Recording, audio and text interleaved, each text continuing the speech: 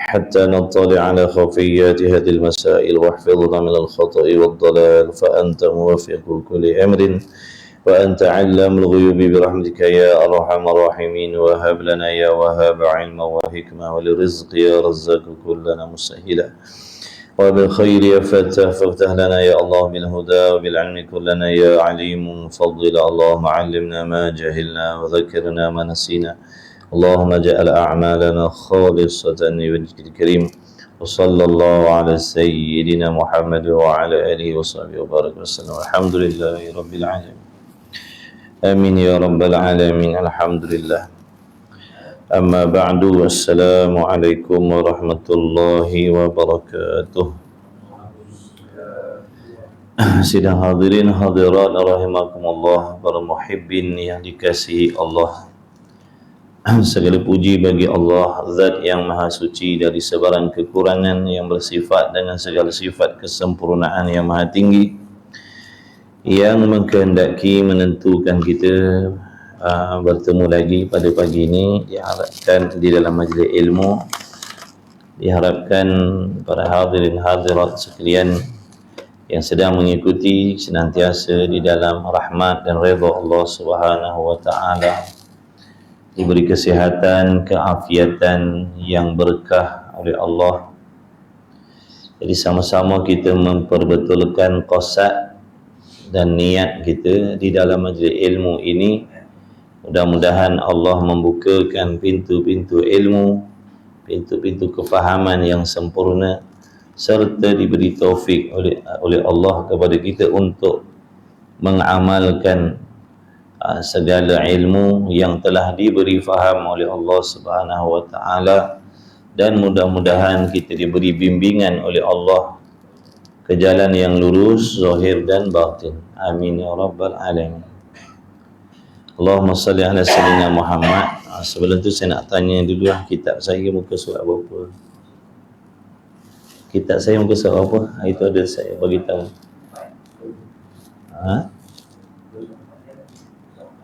Ada kitab saya, itu saya ada bagi tahu muka surat berapa. Siapa dia cak?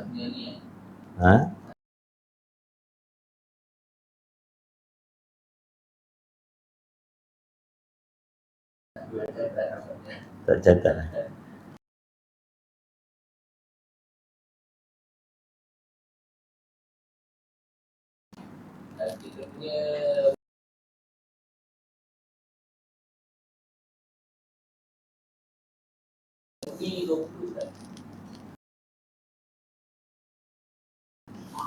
Dua 20. Apa ayat dia dah?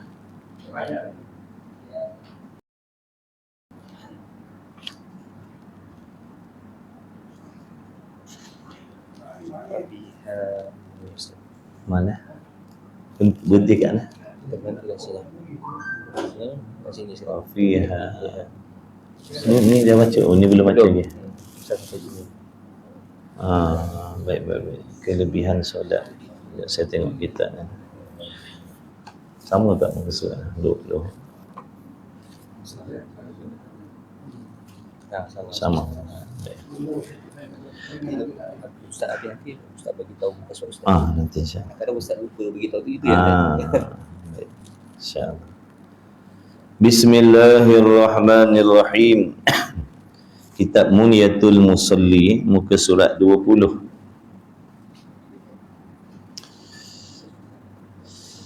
Sabda Nabi sallallahu alaihi wa alihi wasallam. Sebelum ni hadis Rasulullah sallallahu alaihi wa alihi wasallam. Kata musannif dulu, maka hendaklah engkau hamba Allah, hendaklah engkau ketahui akan qadar. Hendaklah engkau di sini hamba lah.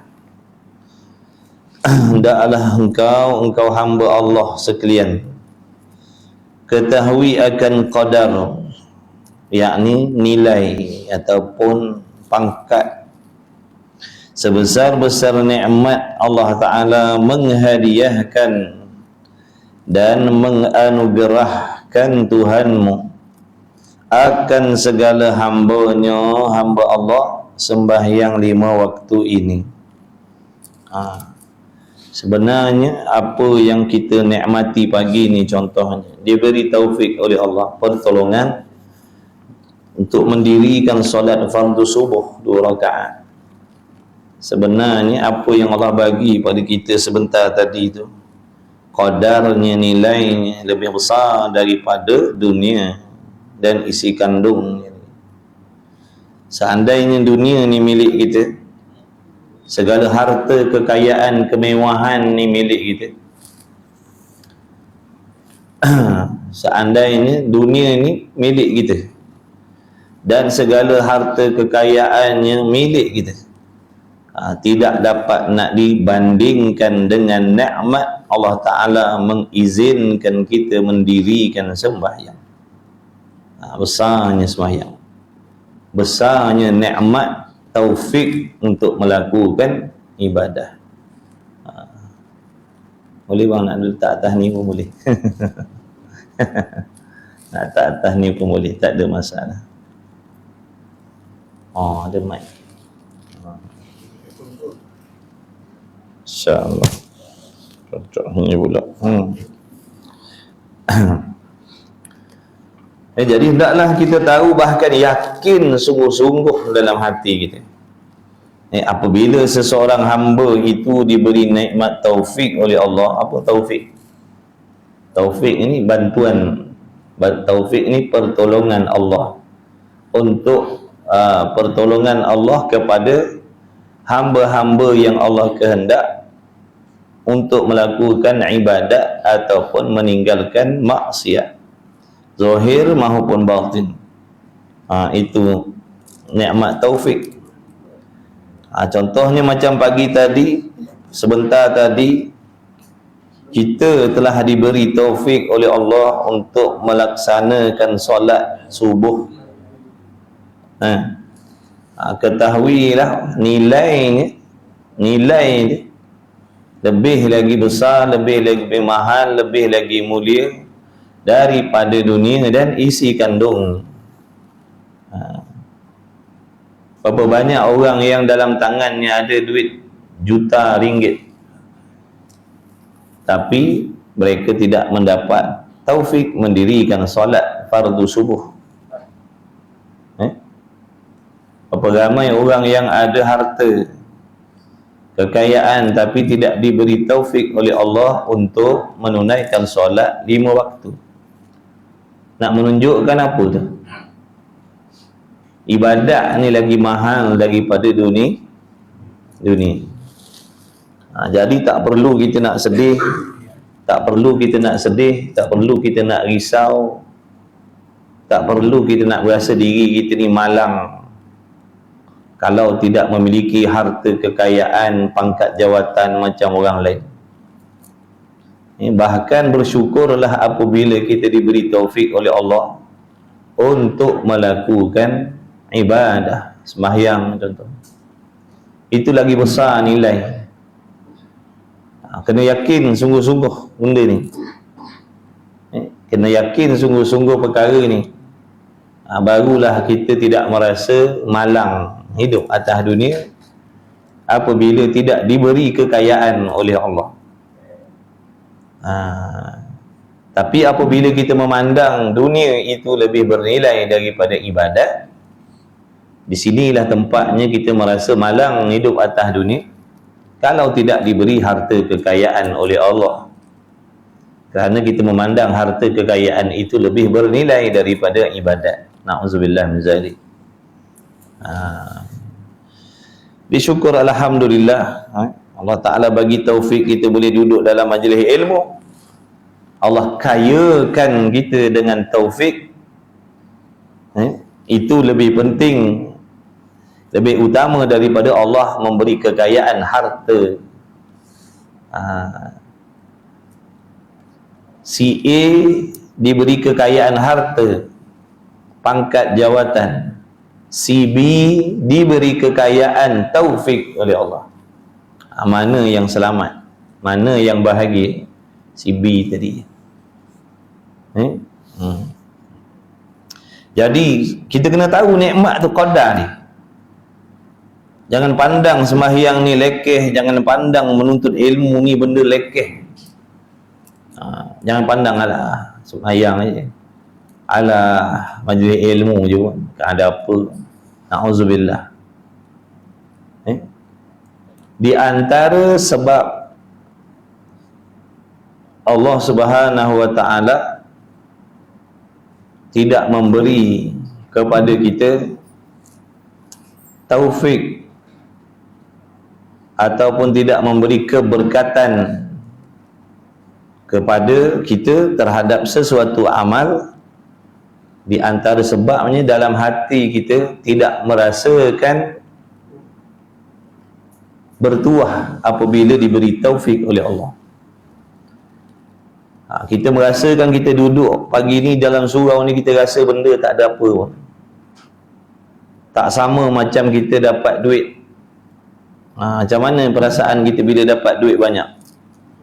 Rasa seronok, rasa gembira, rasa bahagia.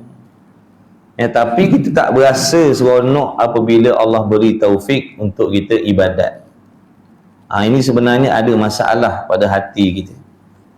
Itu sebenarnya tanda-tanda hati kita ada penyakit.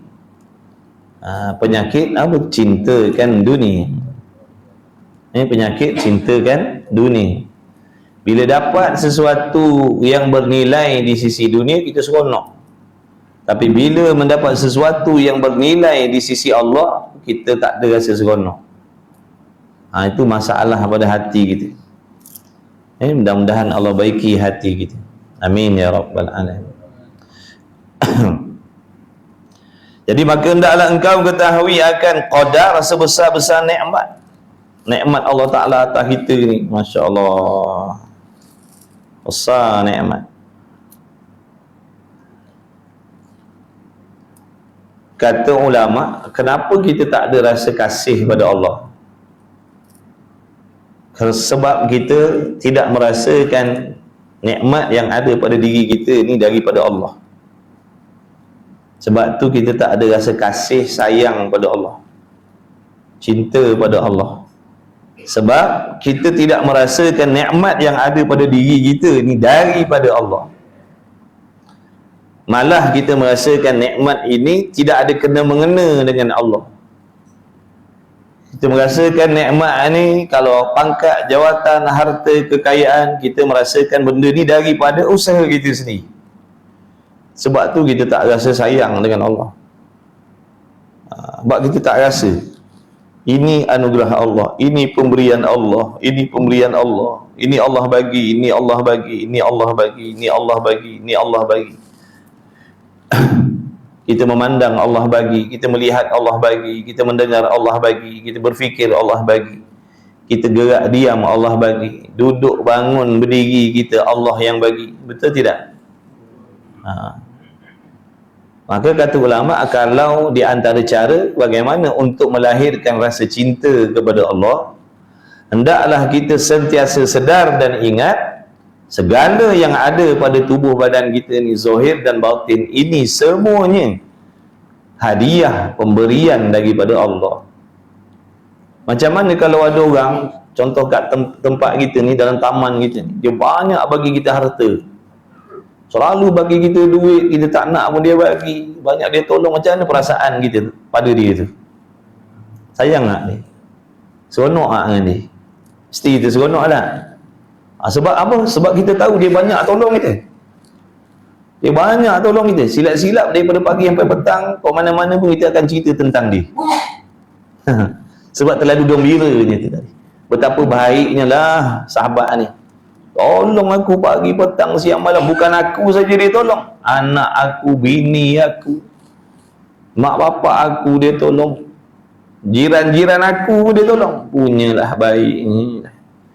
Kita akan sebut dia selalu, kita akan ingat dia selalu. Sebab kita sedar dia banyak tolong kita.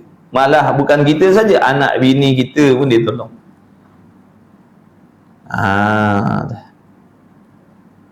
Itu yang membuatkan kita selalu ingat kat dia. Sebab kita sedar pemberian dia tu. merasakan apa yang ada pada kita ni diberi oleh dia tadi. Sebab tu kita akan teringat dia selalu. Tapi kalau contohnya dia bagi kita duit, dia bagi kita begini, dia bagi kita kenderaan, dia bagi kita rumah, dia bagi, tapi kita tak rasa benda tu dia yang bagi, kita rasa milik kita, ada tak kita nak teringat kepada dia? Tak ada. Kita takkan ingat kepada dia.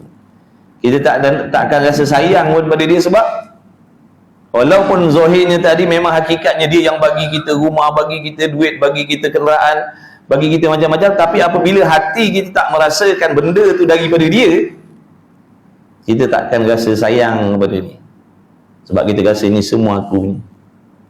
Begitulah keadaan hati hamba dengan Allah. Bila kita merasakan roh ni kita punya, nafas ni kita punya, hidup hari ni kita punya, gerak gigi kita, selesa kita, sihat kita, akal kita, kita punya, di situlah takkan ada rasa rindu, cinta, sayang, kasih kepada Allah. Sama macam tadi tu, kiasan dia lah. Kiasan ni macam tu, kena buat kiasan baru mudah kita nak faham. Jadi betul lah kata ulama tu. Memang benar sangat-sangat kata ulama. Bila kita merasakan apa yang ada pada diri kita ni zahir dan batin, bahkan yang ada pada anak bini kita tu adalah daripada bantuan pertolongan Allah semata-mata, kita akan sayang pada Allah, kita akan kasih pada Allah, kita akan rindu pada Allah. Tapi kalau kita merasakan itu semua adalah datang daripada hasil usaha kita sendiri, bukan daripada Allah, maka Allah tu takkan ada pun dalam hati kita. Na'udzubillah min zalik. Ini cerita pasal nikmat sembahyang ni, nikmat sembahyang.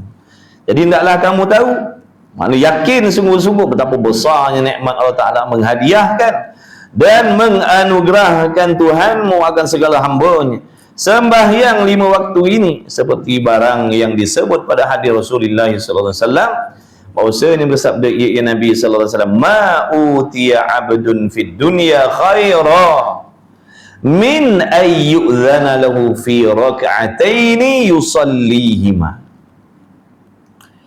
Tiada diberi akan seorang hamba di dalam dunia, kata Nabi sallallahu alaihi wasallam. Nabi tak bohong.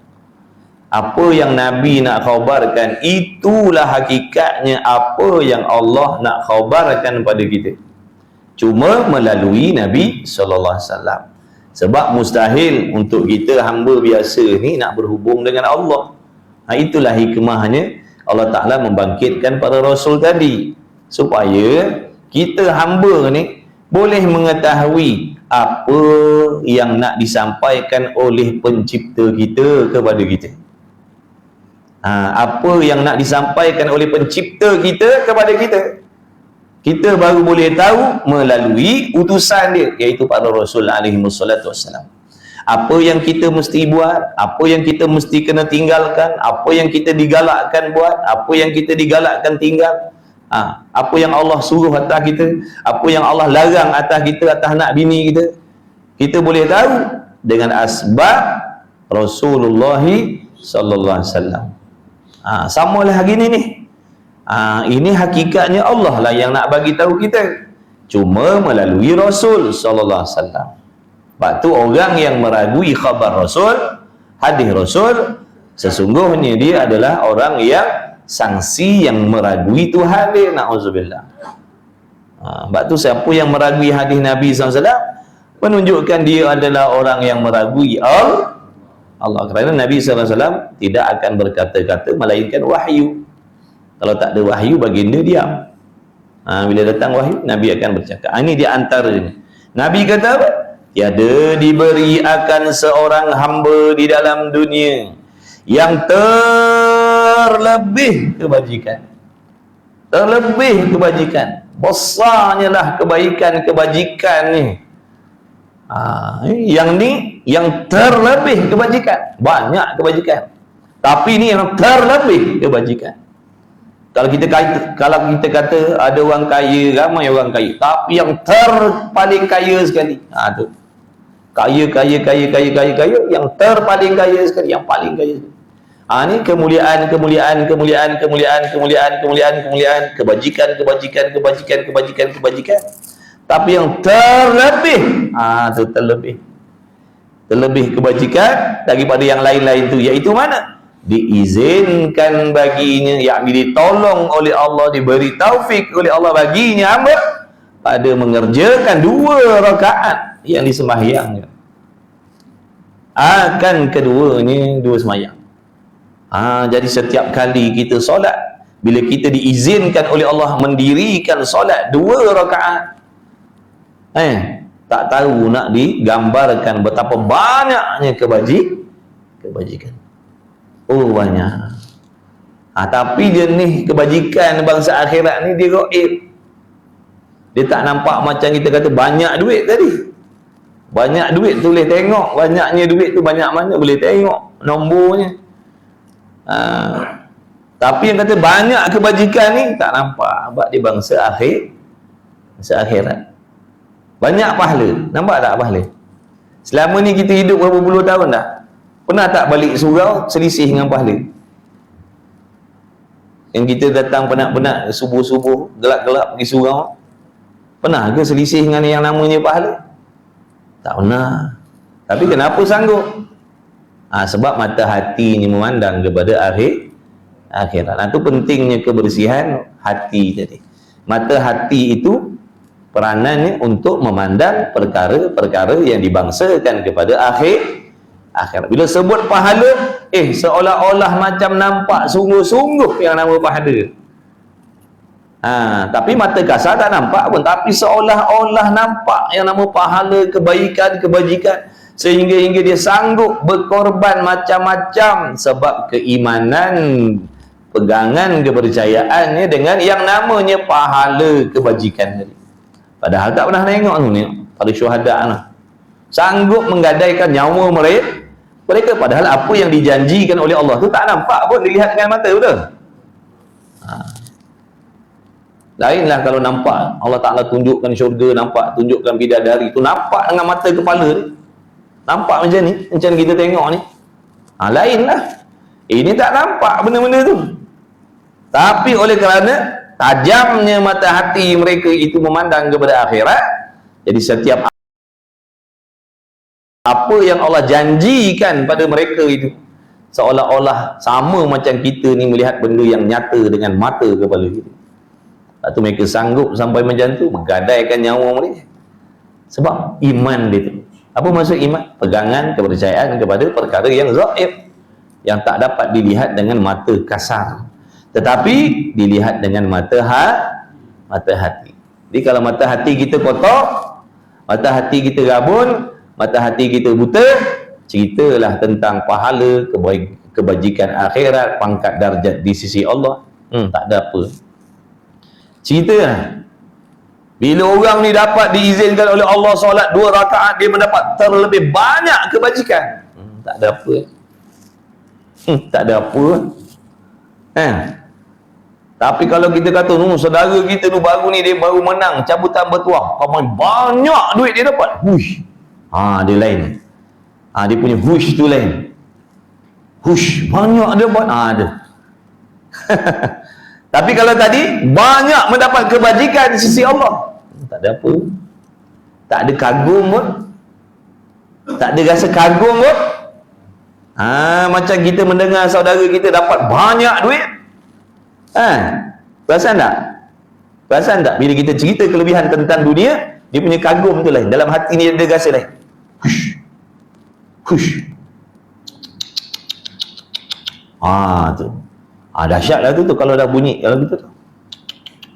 Ngeling sekali. Lagi ngeling lagi. Nak cerita dahsyatlah tu.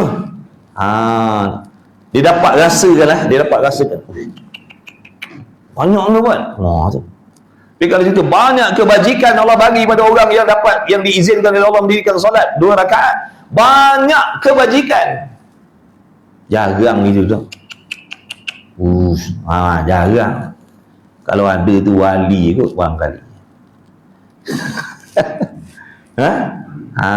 Itu semua masalah hati kita. Hati kita ni masalah. Tebal dengan karat dunia. Cerita tentang duit, oh kagum. Cerita dengan duit, megah. Oh, si Anu tu kau nak tahu anak dia tadi semalam tu kau nampak tak? Yang budak yang datang tu anak dia tu gaji 20,000 tu. Oh, dia punya cerita dia. Kagum dia dengan 20,000 tadi. Jarang kita nak perasan tak budak yang baru ni? Tu budak tu hafal Quran budak tu. Jarang orang nak cerita benda. Sebab tak ada apa pun yang nampak. Tak nampak apa pun. Biasanya mulut-mulut kita ni kalau nak cerita benda kagum, semuanya kagum dengan sebab dunia, pangkat, jawatan. Oh dia tu, dia tu pangkat dia baru ni dapat datuk lagi. Tu dia sembang benda tu, benda-benda dunia. Kagum dengan datuknya, kagum dengan pingatnya, kagum dengan anugerahnya, kagum dengan gajinya, kagum dengan pension. Allahu Akbar. Parah hati kita. Cintakan dunia. Tapi bila sebut tentang kebaikan-kebajikan akhirat, tak ada rasa terpanggil pun, tak ada karen pun, tak ada rasa gairah pun, tak ada rasa rugi pun. Benda tu tak ada pada diri kita. Tak ada rasa rugi. Benda yang Allah bagi kepada orang-orang soleh tu, rajin sembahyang, istiqamah sembahyang, rajin menuntut ilmu, beramal dengan ilmu, kita tak rasa rugi. Tak ada benda-benda macam tu. Tapi kalau cerita tak pasal pangkat, jawatan, harta, kekayaan, tak ada pada diri tu, kita kata rasa rugi. Tak ada benda tu pada diri. Tapi kalau benda-benda mulia sisi Allah tak ada pada diri kita, tak ada rasa rugi. Tak ada rasa rugi. Allah macam mana kita nak mati tu, nak bertemu malaikat maut dalam keadaan hati kita ni cintakan dunia. Orang yang cintakan dunia, matinya 2 kali azab. Satunya azab tubuh badan waktu roh dicabut, yang kedua azab pedih hatinya, kecewa meninggalkan dunia tadi. Benda kita sayang, senang tak kita nak lepas? Sekarang ni contoh apa yang kita miliki sekarang, anak, bini kita, kerja kita, jawatan kita, duit dalam bank kita, macam-macam tu. Tiba-tiba dekat luar tu kan ada orang ulu senjata kat kita, suruh serahkan segala-galanya. Kita nak bagi tak?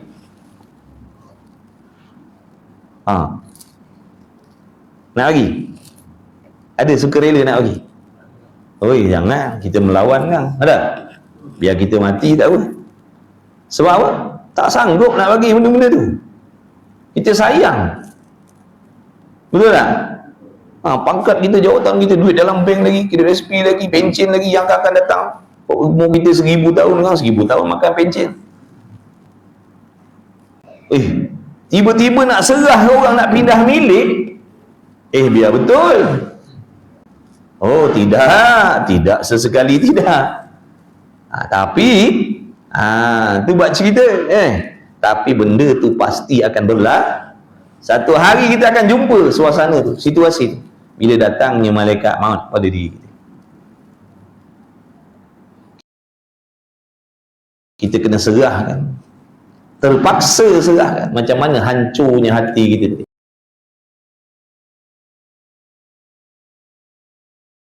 Macam tadi tu, kita tak sanggup nak bagi. Macam tadi tu, sekejap lagi kita diugut supaya menyerah dengan semuanya. Kita tak sanggup kita. Begitulah juga sama perasaannya besok waktu kita bertemu dengan malaikat kita tak akan sanggup nak lepaskan tadi. Tak sanggup nak lepaskan. Buat kita sayang benda tu.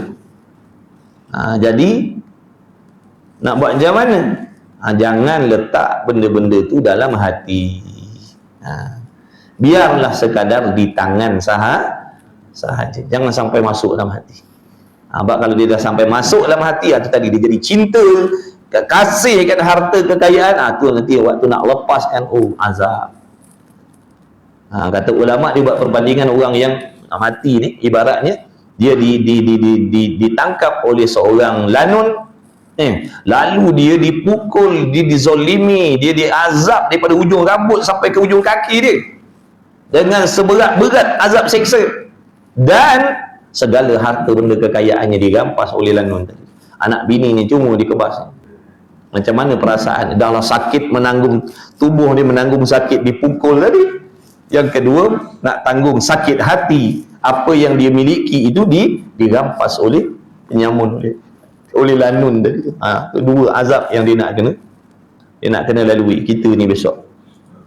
Ada pun orang yang tak memiliki apa-apa, ataupun pada dia dunia itu tak ada nilai pun. Dia tak heran dengan kaya, dengan pangkat, dengan jawatan. Ibaratnya macam kertas tisu ni lah, pada dia tak ada nilai pun.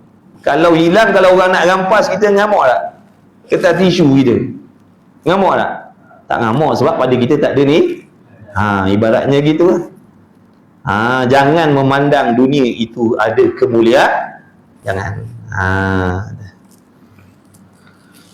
Orang yang tidak memandang ada kemuliaan pada dunia, besok dia nak mati tak adalah susah sangat.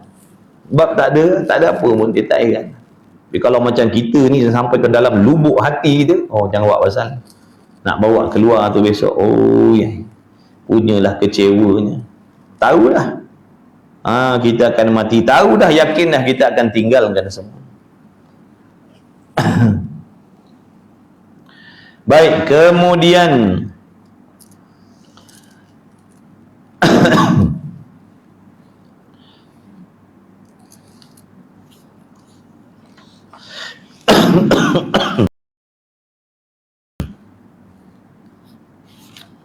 insya-Allah warna hilang ni. So apa tadi?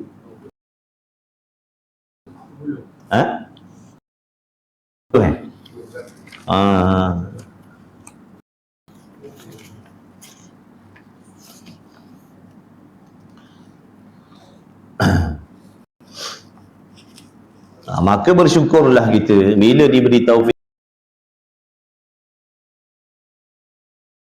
oleh Allah, bukan sahaja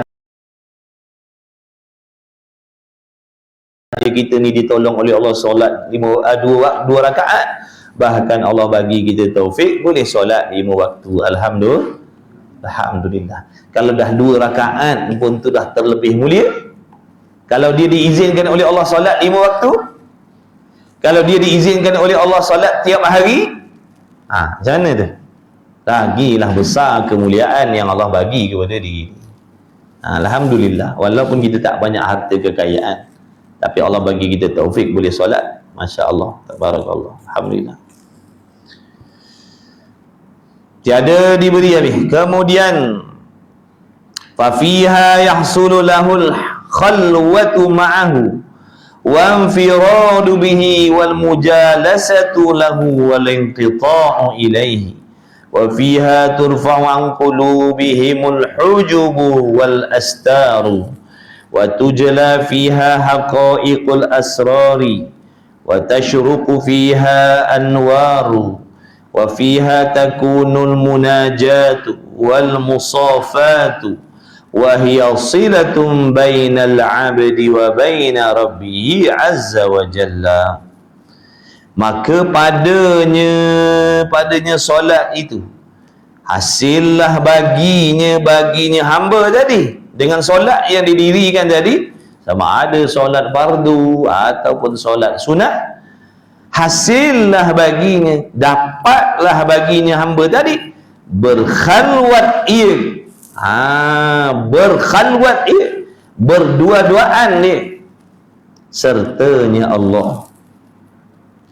Setiap kali dia solat tu, itulah waktunya dia berdamping dengan Allah. Sebab tu dalam hati kita ni waktu solat tu tak boleh ada benda lain masuk, tak boleh ingat benda yang selain daripada Allah. Sepatutnya lah begitu. Hadir hati. Ini cerita solat seperti mana. Inilah sifat solat para nabi, para rasul, para orang-orang soleh tu. Inilah dia sifat solat dia tu. Kalau kita nak tanya macam mana para nabi rasul tu solat, wali-wali Allah tu solat, inilah dia pengisian dia. Dalam solat itulah waktu dia nak berkhalwat dengan Allah, Tak ada siapa ganggu dah perhubungan dia dengan kekasih dia tu, iaitu Allah tadi. Yang dia sayang tadi tu lah. Yang dia sayang, yang dia cinta, yang dia kasih, yang dia rindu. Sebab apa tadi? Kebaikan, kebajikan, pertolongan Allah atas diri dia tadi tu. Itu yang membuatkan dia tu kasih, sayang, rindu pada Allah Ta'ala tu. Itu satu. Ada satu lagi yang lebih hebat. Dia rindu cinta kepada Allah tu bukan sebab Allah bagi nikmat, sebab kesempurnaan Allah Ta'ala itulah yang membuatkan dia tu rindu dengan Tuhan. Kesempurnaan Allah itulah yang membuatkan dia cinta kepada Allah, bukan dengan sebab kebaikan. Yang tadi dia rindu, cinta, kasih kepada Allah sebab kebaikan yang Allah bagi pada diri dia. Itu yang menjadikan dia rasa cinta, kasih, rindu pada Allah. Ni tak satu lagi ni, satu lagi. Dia rindu kepada Allah bukan dengan sebab pemberian Allah. Dia rindu, cinta, kasih kepada Allah sebab kesempurnaan Allah itu sendiri. Contoh ni, kalau kita nak cerita dunia lah ni, nak cerita dunia. Cerita dunia lah. Kita sayang tu. Kita buat contoh perempuan lah. Dah kita orang lelaki. Lelaki suka perempuan tak? Pak Lebay suka tak perempuan? Kaki surau, kaki masjid, suka tak perempuan? Tak suka? Sakit. Tak suka perempuan, sakit. Tak normal dia. Betul tak? Ngaku sudah lah. Memang tu hakikat kita, lelaki suka perempuan lah. Yang pelik lelaki suka lelaki. Jadi tu perempuan tu dia tak ada buat baik dengan kita. Dia tak ada bagi kita duit, dia duk tolong kita begini begitu tak. Kita jadi suka dengan dia. Sebab apa? Cantik dia tu. Buat contoh, nak buat contoh. Kita boleh teringat ke dia, terbayang-bayang ke dia, kasih ke dia tu, rasa macam dah menaruh rasa cinta pada dia tu. Bukan sebab kebaikan yang dia buat pada kita. Dia pun tak kenal kita lah. Kita je yang terhegeh-hegeh tengok gambar dia. Kita terhegeh-hegeh tengok gambar dia. Dia tak kenal pun kita. Itu contoh, nampak? Makna jatuh cinta dia kepada tadi tu dengan sebab keelokkan, kecantikan yang ada pada dia, bukan sebab kebaikan. Faham tak contoh kita nak bagi ni? Itulah ibaratnya orang-orang yang hebat cinta terhadap Allah tadi. Dia ada dua jenis tadi tu. Satu, dia cinta, kasih, sayang pada Allah, rindu sebab kebaikan Allah pada diri dia.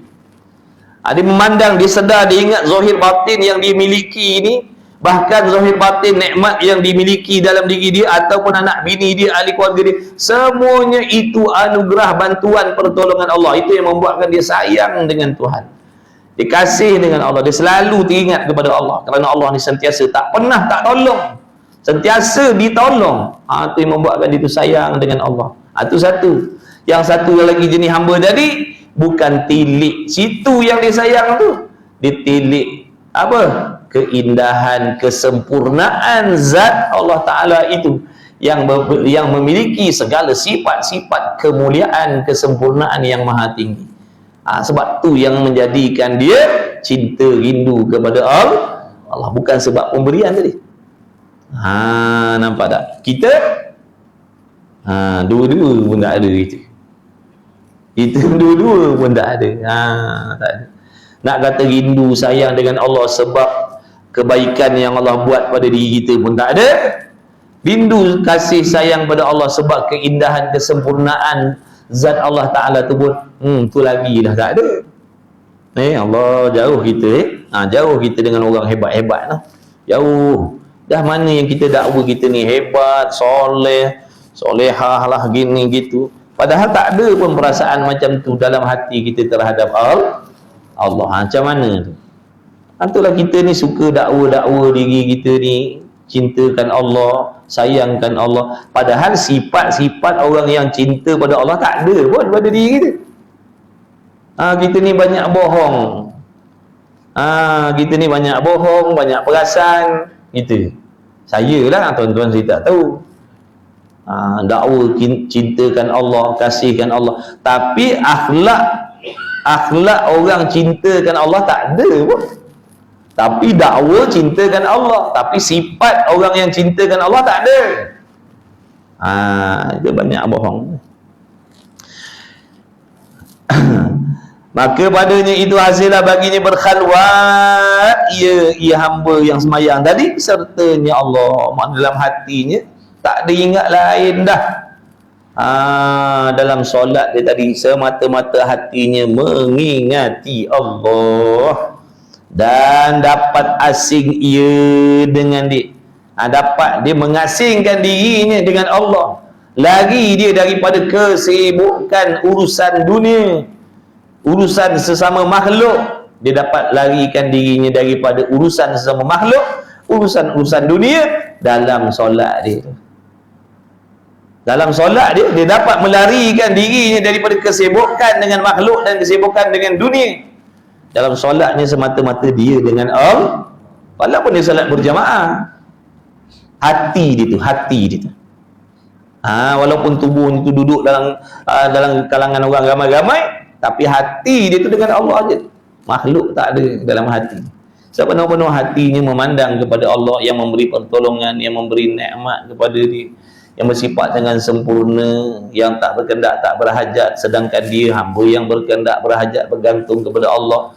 Malah dia sedar, maknanya saat dia solat itu adalah saat itulah juga dia sedang berada di dalam bantuan dan pertolongan Allah. Dia boleh mengingat kepada Allah itu bantuan Allah. Dia boleh melaksanakan amalan solat itu daripada syaratnya, rukunnya tadi A to Z tu pun dibantu, ditolong oleh Allah. Dia nak membaca tu pun dia sedang sedar. Waktu dia baca tu dia sedar dia sedang ditolong oleh Allah untuk membacakan ayat-ayat tu. Itulah dalam hati dia. Dalam hati dia. Dan dapat sekedudukan baginya dan memutuskan dirinya kepada Allah. Tak sama macam kita. Kita dalam solat kita masih lagi bersibuk berbimbang dengan makhluk, urusan makhluk tak habis lagi. Walaupun kita takbir Allahu Akbar, penuh urusan dunia dalam hati kita. Itu yang lupa tu Fatihah. Dah baca ke belum tadi ya? Rasa macam dah baca tadi. Dah ke belum baca balik Bismillahirrahmanirrahim. Sebab apa hati tadi? Hati kita ni merayau ataupun sibuk memikirkan urusan dunia lagi, sedangkan kita dalam itu kata ulama ini, jenis hamba macam ni dia akan mendapat kebencian daripada Allah, kemurkaan Allah walaupun dia solat. Walaupun dia solat, dia mendapat kemurkaan Allah. Walaupun solat ni cerita orang solat ni. Ni bukan cerita orang tak solat. Ni cerita orang yang dah solat. Dah solat tapi hatinya tak ada dalam solat tadi. Hatinya sibuk dengan urusan dunia ni, tak habis-habis. Dalam takbir, lepas takbir Allahu Akbar masih lagi fikir tentang duit, tentang gaji, tentang projek, tentang bini, tentang laki, tentang kawan-kawan, tentang ini, tentang itu. Dalam solat dia tadi, tapi mulutnya baca Alhamdulillahirabbil alamin arrahmanir. Tapi hatinya tak ada pun kat situ. Na'udzubillah. Dan dapat padanya itu mengangkatkan daripada hati mereka itu akan dinding dan tabir antaranya dan antara Tuhannya. Dalam solat itulah yang mendekatkan hatinya berhubung dengan Allah. Tak ada benda yang menghijab hatinya untuk mengingat Allah dalam solat. Dan nyatalah padanya itu segala haqaiq, yakni hakikat dan asrar rahsia, dan teranglah padanya cemerlang segala cahaya. Dan adalah padanya solat tadi munajat hamba dengan Tuhannya. Dalam solat tadilah dia nak merayu-rayu dengan Allah, dia nak mengadu-ngadu dengan Allah, dia nak merintih-rintih dengan Allah, dia nak bermanja-manja dengan Allah, dengan kekasih. Tu hamba dengan kekasih dia, iaitu Allah. Macam mana kalau manusia kasih sesama manusia? Macam mana? Dia jumpa kekasih dia dulu sebelum kahwin. Kahwin tak ada dah. Ni cerita sebelum kahwin lah. Oh, pantang jumpa duk mengadu lah, beginilah, begitulah, melahirkan rasa rindunya dah. Sakit sikit gatal-gatal pun bagi tahu. Ngadu, ngadu segala hal. Malam tadi saya tak boleh tidur lah, gatal-gatal lah, ada nyamuk ni. Cerita habis dengan kekasih dia. Dengan buah hati dia tadi sebelum kahwin dulu. Dah kahwin kena hempuk pun dia buat tak buli. Sebelum dia cerita lah, cerita mengadu. Apa tu, kadang-kadang duk merayu-rayu, kadang duk merintih-rintih, nak manja-manja.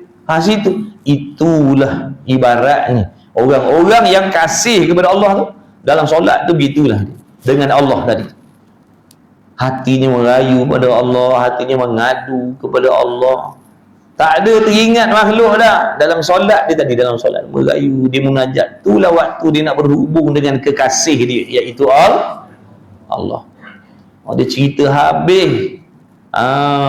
Dia mengadu habis dengan Tuhan. Ya Allah, aku ni gini. Dalam hati tu, aku ni lemah, aku ni dhaif, ya Allah, aku ni tak kuat.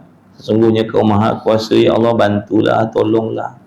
Dia merayu-rayu, merintih-rintih, bermunajat dalam hatinya waktu solat tadi. Kita dah dalam hati kita cerita tentang projek no. Allahu Akbar. Mudah-mudahan lulus lah projek ni, kalau dapat makan tak habis ni. Besok di dalam solat ni.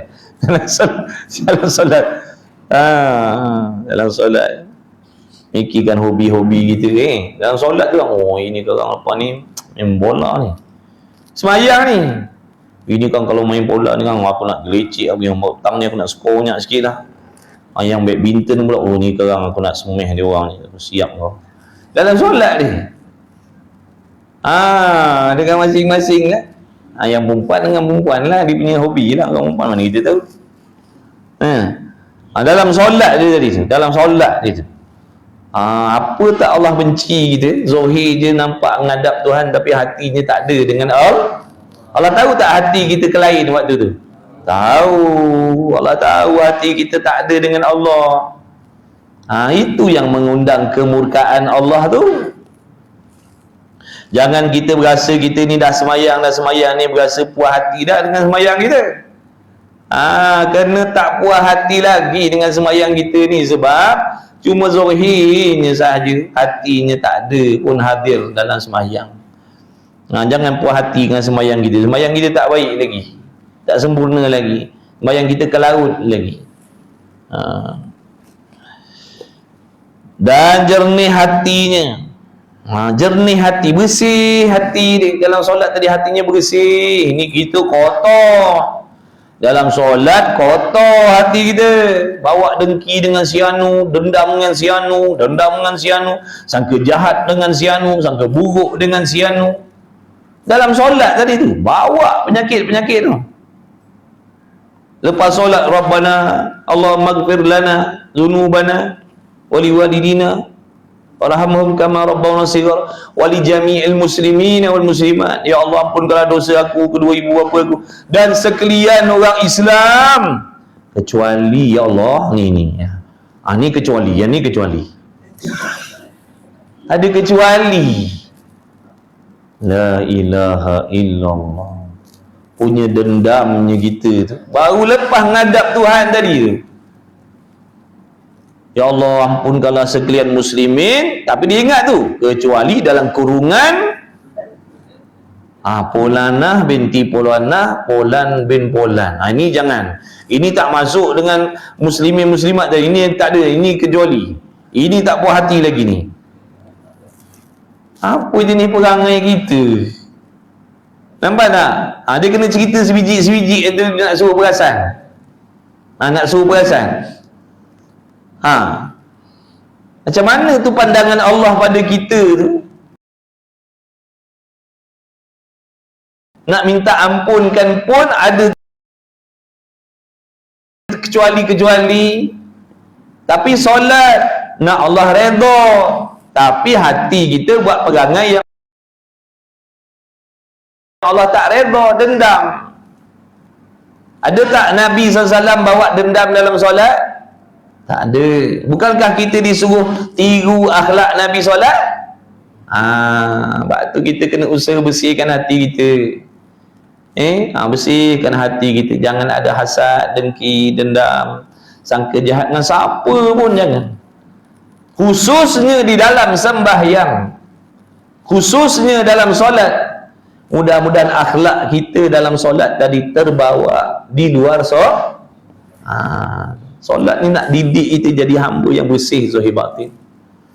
Bukan dalam solat je tak ada dengki dendam, luar solat pun tak ada dah dengki dendam. Sebab apa? Dah terdidik dengan solat tadi.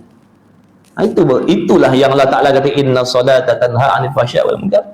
Sungguhnya solat itu mencegah diri seorang daripada perbuatan keji dan mungkar. Nampak tak? Hasad, dengki, dendam tu keji, mungkar, benda jijik, benda kotor. Jadi Allah janji orang yang mendirikan solat dengan sempurna, Allah akan cegah dia, Allah akan bantu dia, cegah diri dia pada perbuatan keji, mungkar, dosa, maksiat, zahir dan batin. Tu sebab tu suruh belajar solat supaya faham solat ni apa. Solat ni dia asalkan buat dengar azan semayang, lepas tu beres, dengar semayang, azan semayang, tak ada fikir ni benda-benda ni, tak ada terlintang, tak ada ambil tahu pun tentang benda-benda je. Sebab tu tak ada faedah yang kita dapat daripada solat kita. Sebab tu solat-solat mengumpat kuat, solat-solat berdengki kuat, solat-solat mencuri kuat, solat-solat solat tapi tak ada perubahan pun. Kalau telinga yang jenis suka tak dah dengar maksiat orang ni, aib orang ni, macam biasa je, berahi je, cari apa tu? Nak dengar cerita orang. Ni siapa buat dosa, orang tu apa dosa dia, orang tu apa aib dia. Ni tertunggu-tunggu, tercari-cari nak dengar. Padahal solat tapi telinganya tak elok. Tu telinga tak elok. Solat dah tapi telinga tak elok. Telinga tak elok dan nanti tertunggu-tunggu nak dengar tentang aib orang lain. Na'udzubillah min zalik. Tapi solat 5 waktu berjamaah, masya-Allah. Biar kita nampak solat kita tu tak ada apa-apa lagi. Jangan nak berasa puas dengan sembahyang. Sembahyang 5 waktu, mulut nak cerita jahat orang ni. Penat mulut, jari pula cerita. Jari. Dia cerita jari. Mulut diam, jari cerita. Send. Send. Forward. Copy paste. Benda jahat-jahat ni, jari. Tapi solat 5 waktu. Na'udzubillah. Biar kita nampak jahat perangai kita. Jangan berasa kita ni baik dah. Jahat lagi perangai itu. Jadi tak payah nak peduli jahat perangai orang tu. Perangai kita yang jahat ni tak selesai-selesai lagi ni. Kubur dah dekat dah kita. Lubang kubur dah dekat dah. Tak lama kita kena tolak lah ni. Tak lama kita kena tolak lah dalam lubang.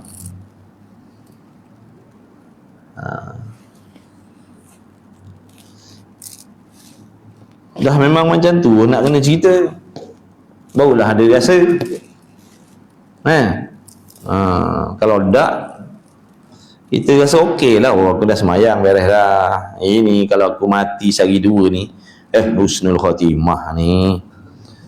Ini malaikat tak ada tanya ni, turun masuk syurga ni, dia humban dalam syurga terus ni. Sebab apa? Semayang aku tak pernah tinggal.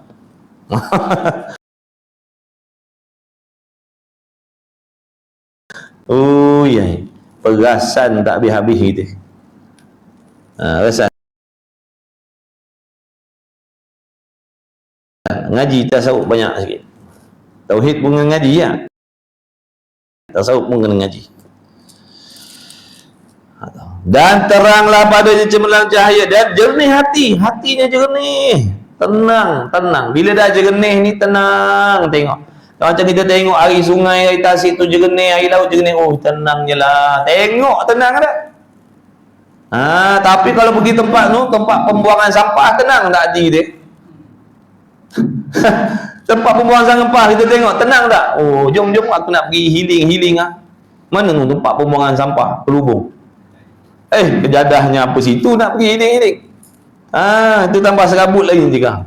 Pergi tempat tenang-tenang, tengok air jernih, air terjun. Lapang. Macam tu ibarat orang ni, bila hatinya bersih daripada benda keji kotor tadi, walaupun dia fakir miskin, walaupun dia diuji oleh Allah dengan pelbagai masalah, hatinya tenang.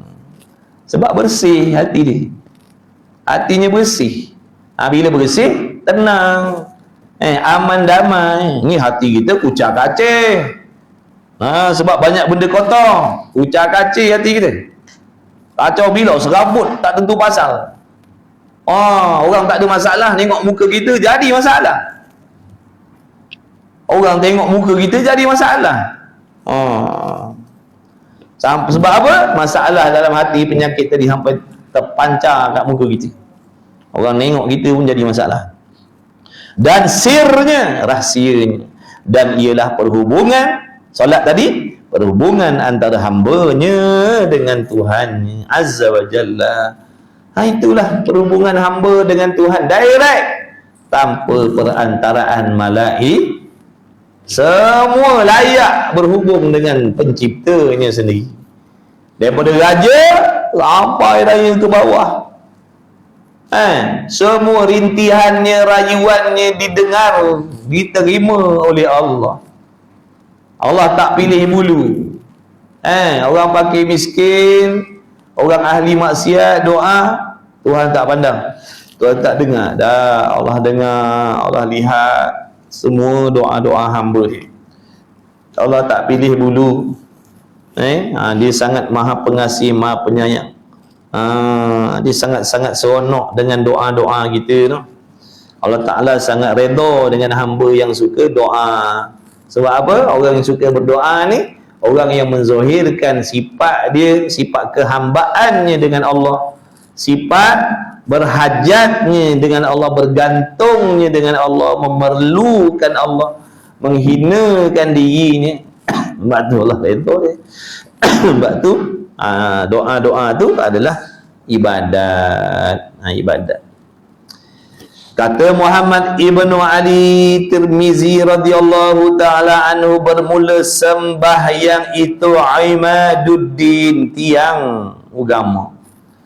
Diibaratkan dengan tiang tu supaya kita faham sembahyang ni kepentingan dia dalam agama tu macam mana. Macam rumah, bangunan, penting tak tiang? Penting. Kemudian tiang tu pula sendiri mestilah tiang yang berkualiti. Tiang tu pula mesti berkualiti. Kalau tiang tapi tak berkualiti, tidak menjamin keteguhan, kekuatan, ketahanan bangunan tadi, walaupun ada tiang. Lebih-lebih lagi yang tak ada tiang, lagilah. Bangunan yang tak ada tiang, tak kuat, tak teguh, roboh lah. Bangunan yang ada tiang tapi tiangnya lapuk,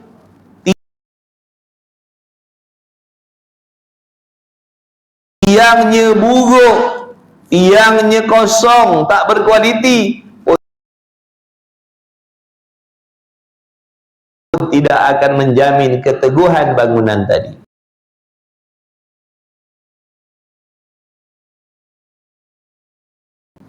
Makna yang dimaksudkan sembahyang yang menjadi tiang agama ni, sembahyang yang berkualiti. Sembahyang yang berkualiti, bukan asalkan sembahyang yang hatinya kosong tadi. Itu ibaratnya macam tiang kosong tadi, tidak menjamin kekuatan agama yang ada pada diri dia. Sebab tu tak heran kita ada dengar orang tu murtad, keluar agama padahal dia dulu orang yang sembah. Tak peliklah. Sebab sembahyang di dulu ibaratnya seperti tiang yang kosong tadi, tiang lapuk tadi tu. Macam mana nak teguh agama? Lepas tu kita dengar ada orang yang sembahyang tapi jual agama dengan dunia. Dia jual agama dia demi kepentingan dunia, dia jual agama dia, dia jual hukum hakam. Asalkan dapat apa yang dia nak atas dunia, tu jual agama.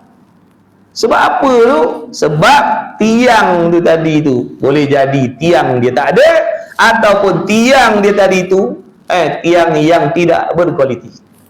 Maka tidak menjamin kekuatan keteguhan agama dalam diri, dalam keluarga, dalam masyarakat. Tak. Sebab tu kita kena pastikan belajar bab semayang ni A sampai Z, zahir dan batin, tuntutan solat tu macam mana, supaya dapat kita memiliki tiang yang berkualiti tadi, supaya agama kita tu mantap, lebih-lebih lagi teguh saat kita nak mati esok. Takut-takut tergelincir sebab dek hasutan iblis saat sakaratul maut tu, takut-takut tercabut agamanya, na'udzubillah min zalik. Dah tak kuat agama, dah tak kuat. Macam mana kita ni sekadar doa minta Allah Ta'ala matikan kita dalam husnul khatimah, mati dalam iman, mati dalam Islam, tapi kita tak ada usaha nak jaga iman dan Islam. Semayang kita tak jaga semayang, semayang kita tak nak ambil tahu apa tu semayang.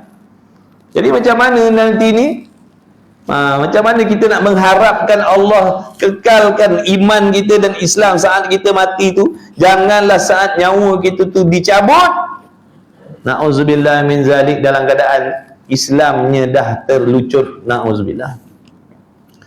Sebab tu daripada sekarang kita semua ni kena usaha betulkan, baiki semayang kita. Mudah-mudahan jadi tunjang, jadi tiang yang nak meneguhkan agama dalam diri kita.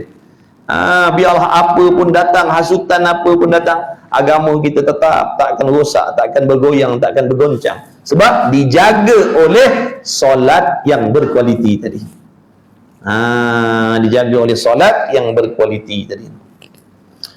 Lepas tu dia kata imaduddin, tiang agama, dan ialah sembahyang yang pertama difardukan dia oleh Allah Ta'ala atas segala muslimin, iaitu sembahyang. Tapi sebelum sembahyang tu ada benda besar lagi, iaitu keimanan kepada Allah. Nampak tak? Jadi iman dulu.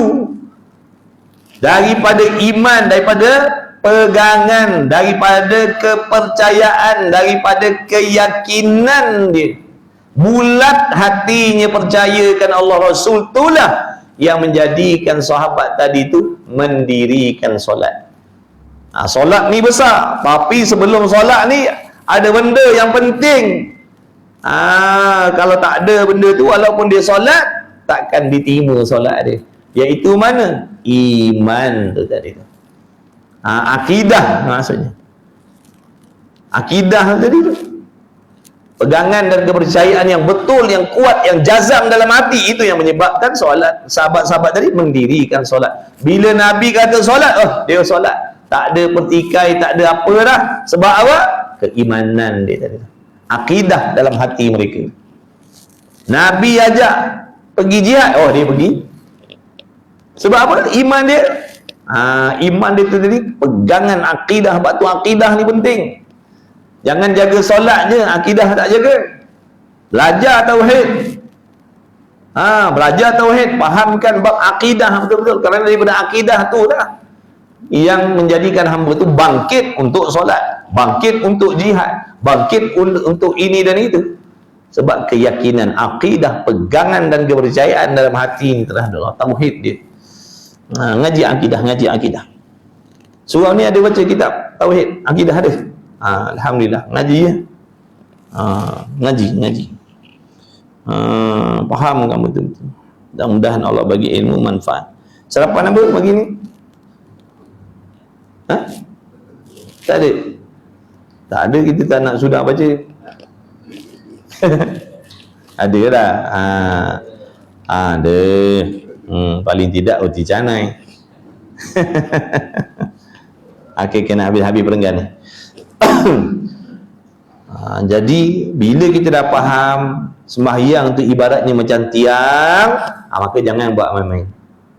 Belajar betul-betul fahamkan solat. Apa je yang bersangkut paut dengan solat kena belajar. Nama je solat, tapi yang nak mengesahkan solat ni, nak kena ada ilmu fiqah, kena ngaji fiqah, Dalam ilmu fiqh ni kan nak ajar tentang mandi wajib, cuci najis, cuci pakaian, bab haid, nifas, istihadah, kan? Tajwid, melibatkan tajwid, melibatkan tasawuf, nak menghasilkan ihsan tu, ikhlas dalam hati solat tu, nak kena ngaji tasawuf. Namanya sembahyang, tapi berhimpun di dalam tu paling tidak secara kasarnya 4 ilmu ni tadi. 4 ilmu ni kena bergabung, barulah boleh mendirikan solat. Iaitu mana? Yang pertama, ilmu akidah, ilmu tauhid, supaya hasil iman yang betul di dalam hati. Kemudian kena tahu belajar fiqh. Fiqh ni supaya dia boleh tahu pantang larang, syarat dan rukun dalam solat. Kalau tak belajar fiqh, macam mana kita nak tahu ambil wuduk, nak sucikan diri pada hadas besar dan kecil, macam mana kalau kita tak belajar fiqh? Tutup aurat macam mana? Apa tu pakaian tu pula nak kena suci daripada najis yang macam mana? Lepas tu melibatkan bab air yang macam mana yang guna untuk bersuci ni, baru boleh basuh najis, baru boleh angkat hadas besar ni, air yang macam mana? Air ada macam-macam jenis. Tu fiqh. Apa tu? Kena ngaji apa tadi? Tasawuf. Nak menghasilkan ikhlas tadi, supaya dalam hati kita tidak ada menyengutukan Allah di dalam ibadat solat kita tadi. Nak kena bersih hati daripada selain Allah, itu nak kena mengaji tasawuf pula. Nak kena buang benda-benda yang selain Allah daripada dalam hati kita tu, ujub, riak, takabur, sum'ah dan macam-macam. Jadi nama je solat, tapi bergabung beberapa ilmu tu. Jadi bila kata sebut sembahyang, dia kena ngaji lah yang lain-lain tu. Bukan ngaji sembahyang je, tauhid pun dia kena ngaji, tasawuf pun dia kena ngaji. Dan ialah yang pertama dipadukan oleh Allah Ta'ala atas segala muslimin, iaitu sembahyang. Habis dah tu. Dah nada macam tu, habis dah. Wallahu a'lam. Segar mata kita, tak? Jadilah mudah-mudahan Allah Ta'ala menurunkan kepada kita ilmu yang bermanfaat. Mudah-mudahan Allah bagi taufik kepada kita, pertolongan kepada kita untuk kita sama-sama berusaha memperbaiki sembahyang kita. Mudah-mudahan asbab daripada sembahyang yang baik, yang sempurna, yang diterima oleh Allah, yang lain-lainnya dipermudahkan oleh Allah Subhanahu wa Ta'ala dengan berkat majlis ilmu kita pada petang pada pagi ini, dengan berkat Nabi kita Muhammad sallallahu alaihi wasallam. Mudah-mudahan kita semua yang hadir, tidak lupa ibu bapa kita, ahli keluarga kita, kawan-kawan kita, semuanya tak terkecuali, semuanya diampunkan dosa oleh Allah Subhanahu wa Ta'ala, diberi kesihatan yang berkah, keluasan rezeki yang halal lagi berkah, diberi keafiatan untuk ibadah, dilahirkan di kalangan kita semua keturunan anak-anak yang soleh, solehah, berjaya dunia dan akhirat, selamat daripada fitnah akhir zaman. Mudah-mudahan Allah Ta'ala rezekikan kepada kita semua husnul khatimah. Mudah-mudahan Allah Ta'ala rezekikan kepada kita mendapat syafaatnya Nabi Muhammad sallallahu alaihi wasallam. Mudah-mudahan kita sentiasa dipilih, ditolong, dibantu oleh Allah untuk memperbaiki hati dan zahir kita dalam berhubung kepada Allah Subhanahu wa Ta'ala, seperti mana yang kita minta dalam solat, ihdinas siratal mustaqim, minta Allah Ta'ala bimbing kita ke jalan yang lurus, dengan makna mudah-mudahan Allah membimbing zahir dan batin kita ke jalan yang lurus, seperti yang mana Allah Ta'ala beri bimbingan kepada kekasih-kekasih Allah yang lain, insya-Allah. Amin ya rabbal alamin. Jadi salah silap, kekurangan, kelemahan daripada saya minta ampun, maaf banyak-banyak daripada kalian. La haula wala quwwata illa billahil aliyyil azim. Insyaallah jumpa lagi bulan hadapan. Bismillahirrahmanirrahim. Alhamdulillahirabbil alamin wassalatu wassalamu ala Rasulillah. Allahumma rabbana fa'na bima 'allamtana, rabbana 'allimna alladhi yanfa'una, rabbana faqih ahlan wa qarabati lana fi dinina wa al-qudri wa sallallahu alaihi wasallam Muhammad. Alhamdulillahirabbil alamin. Qabbalallahu minkum.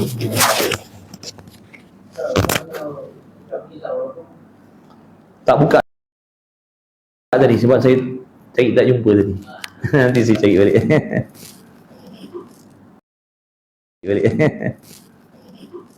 Tak apa, di awal nanti saya cek selesai. Allahumma salli ala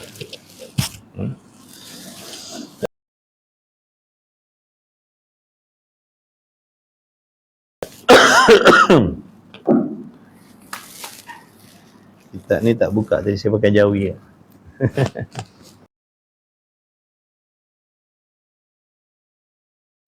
Dah lah stop. Bismillah.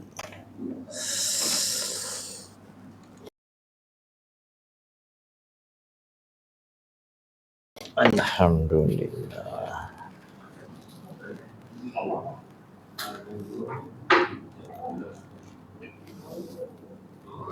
Allah Rabbi. Tengok. Jazakallah.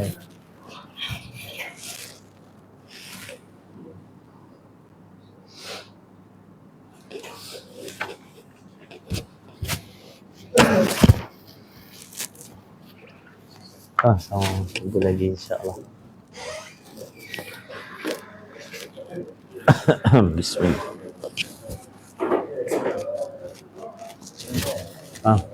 Sama-sama doa. Jumpa lagi. Jumpa lagi. Jumpa lagi Pakcik. Jumpa lagi. Jom. Doa saya. Jom. Sama-sama. Jom. Alhamdulillah. Ramai kat luar ni. Dia main duduk luar. Saya teman tu Haji. Oh jaga kunci canai. Betul Ustaz. Gatal di dalam Ustaz. Ya. Apa dia sifat Ustaz? Dia gatal dia. Oh dia suka gatal ni ada dua gatal, yang mana satu? Dia kata dia nak batuk. Lepas tu dia nak batuk. Kalau orang kita batuk orang marah dalam kan. Itu luar lah, tak apa. Kahwin satu lagi. Kahwin satu lagi. Alamak, lutut pun dah ada kekek. Jom ni. Harun masuk hospital. Harun? Kisah apa? Dia stroke hari Jumaat, lepas main Jumaat. Masya-Allah, inna lillahi wa inna ilaihi. Boleh kena stroke pula Harun. Pakcik main pakcik. Jom. Ni apa menu ni? Oh, nasi lemak buah bidara. Kopi abang. Ni mata macam mengantuk ni, kasih kopi si segar sikit lah. Mai. Saya tak nak banyak lah, separuh ni. Pun saya mengantuk ni, makan nasi lemak kan terlalap macam ni kan.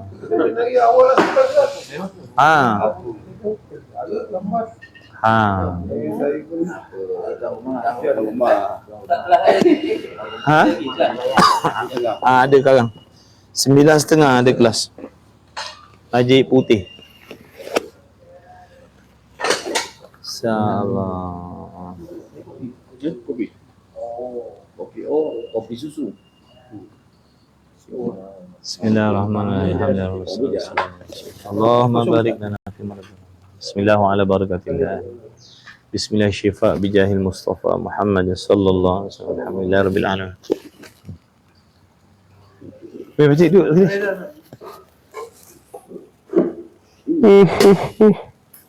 Allahu akbar. Jemput sarapan. Jemput. Sambal apa? Masya-Allah. Dia udangkanlah kat belakang tu, kan? Baru tadi jadi. Penurung lah. Masya-Allah.